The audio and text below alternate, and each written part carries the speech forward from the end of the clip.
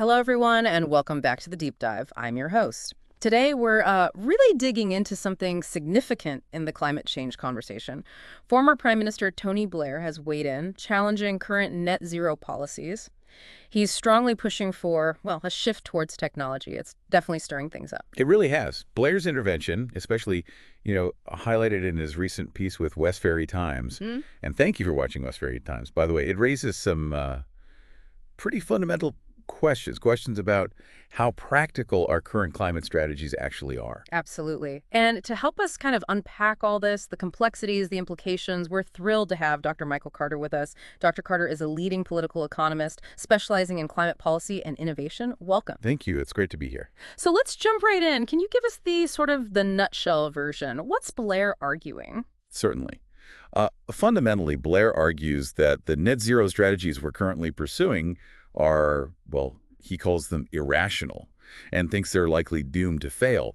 His main point is that asking the public for, huge lifestyle shifts and big financial burdens, it's just not a workable way to get the global emissions cuts we need. Okay, right. So if the current way isn't the answer, according to him, what's his alternative? What's he proposing instead? He's suggesting a much more pragmatic approach, one that really puts technological innovation front and center. He's specifically pointing to things like carbon capture, CCS, and also a big scale-up of nuclear energy. He sees those as key for a more realistic path forward. Okay, carbon capture and nuclear. And what's driving this change in thinking for him? What's the logic behind wanting this strategic shift? Well, he points to a couple of big things. First, the fact that global demand for fossil fuels is still rising and projected to keep rising. And second, he really emphasizes that most future emissions, maybe two-thirds, he suggests, will come from outside the UK. Think developing economies, China, India, Southeast Asia. Yeah. So given that global picture, he argues that trying to phase out fossil fuels rapidly worldwide, Yeah. it's just not realistic right now. That does put it in perspective, the global scale of it all. So it's less about disagreeing with the goal of net zero Exactly. and more about whether the current methods are practical given these global realities. Precisely. His skepticism is really aimed at the feasibility, the effectiveness of current strategies when you look at those wider global dynamics. Okay, so let's dig a bit deeper into his criticisms. What specific problems does he see with net zero strategies as they are now? His main critique, I think, is this idea of disconnect. A fundamental disconnect between what policies are demanding and the political, public, and economic realities on the ground.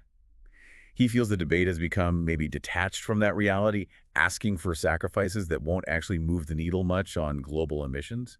And the result of that disconnect, why is that so problematic in his view? He argues it leads to public skepticism. People start doubting if it's fair, if it's effective.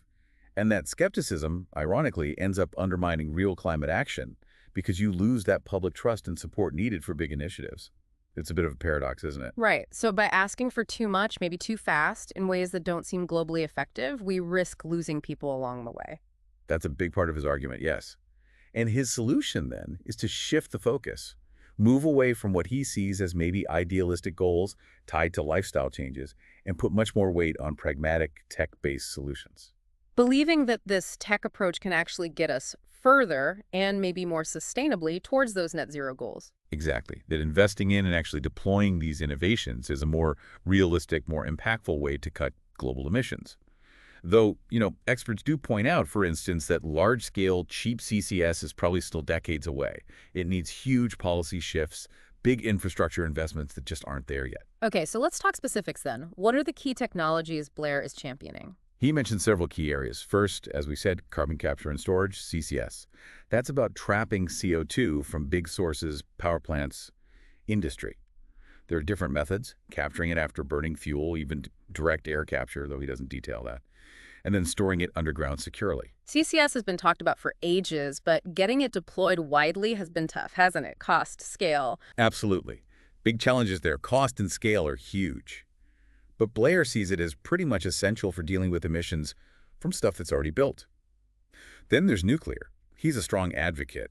That includes traditional nuclear power, but also newer ideas like small modular reactors, SMRs. They're meant to be more flexible, maybe safer. And looking further out, he even mentions fusion power's potential. Nuclear is definitely a big one. He highlights it. But, public opinion is still really divided on nuclear, isn't it? Waste, safety, those are still big concerns. How does he factor those in? He acknowledges those hurdles, but he argues the climate crisis is so urgent we have to be pragmatic and consider all the low-carbon options. That includes advanced nuclear with better safety designs. It's certainly a technology that splits opinions. What else is on his list? He also talks about artificial intelligence, AI, using it to make our energy systems smarter, more efficient, better at matching supply and demand. Then you have nature-based solutions, things like planting more forests, afforestation, and farming methods that help the soil absorb more carbon. And finally, adaptation. We need to invest in infrastructure, in tech, to cope with the climate impacts that are already locked in, that we can't avoid now. That sounds like a pretty broad toolkit of technologies. But like you mentioned with CCS, none of these are magic bullets, right? They all have Well, challenges. absolutely, they hold promise, definitely. Hmm. But developing them, rolling them out widely, that takes massive, sustained investment, R&D money. And it needs more than just money. You need consistent political backing, public acceptance, which isn't always easy, as we said, with nuclear and critically international cooperation to make it happen globally. And, history shows getting binding global agreements isn't exactly straightforward, so relying only on that for rapid tech deployment might be a bit optimistic. Now, Blair, being a former prime minister, his words carry political weight. What's the reaction like in the political world? It's been mixed, as you'd probably expect.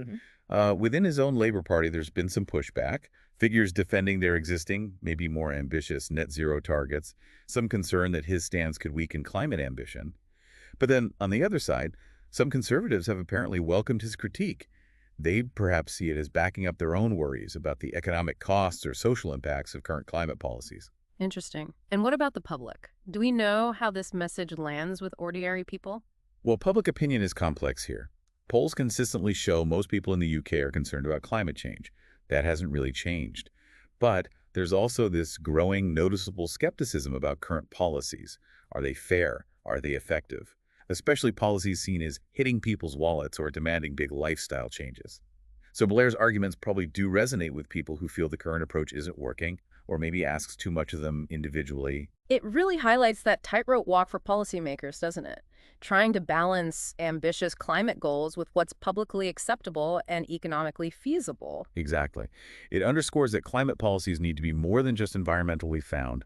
They also have to be politically sustainable, socially sustainable for the long haul. Blair also really leans into the global aspect of emissions. How does that global view shape his argument? Oh, it's central, absolutely foundational. He keeps stressing that since most emissions come from outside the UK, and that share is growing, anything the UK does on its own, unilaterally, will have a pretty limited impact on the overall global climate picture.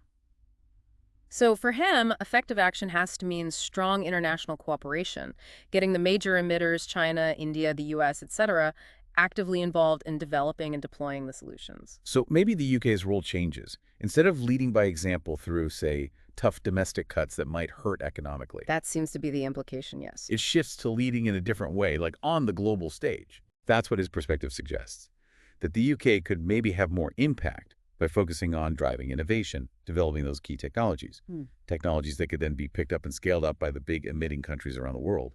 So the UK becomes a leader in providing the solutions, not just focusing purely on its own domestic cuts.